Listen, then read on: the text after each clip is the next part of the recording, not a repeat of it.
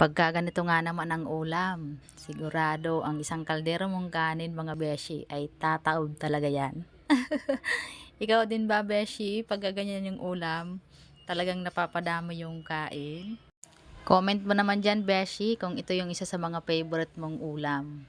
So ayan na nga, nag-prep, hinimay lang natin dyan yung talbos ng kamote kasi mamaya po ilalaga natin yan. At syempre, lahat ng pwedeng isamang dahon sinama ko talaga beshi. Kasi 'di ba alam mo naman dito sa Maynila puro bili, 'di ba, yung mga lutuin. Di tulad sa probinsya, sa likod bahay lang pwede ka nang makakuha at pwede kang makahingi, 'di ba? Pero dito sa Maynila hindi pwede. Lahat talaga binibili.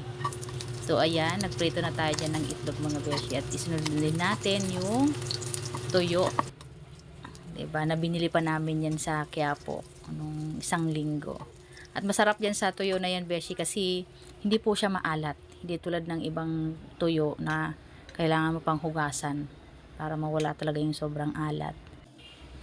At yan, sinunod naman nating ilaga na yung ating talbos ng kamote. So, ano lang, konting laga lang kasi pangit naman, beshi, pagka na sobrahan ng luto yung ating talbos ng kamote, dudulas siya. So, hindi na siya masarap.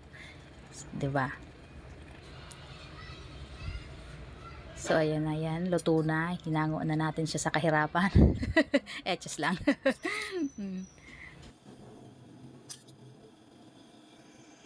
So, ayan, ready na. Kakain na tayo.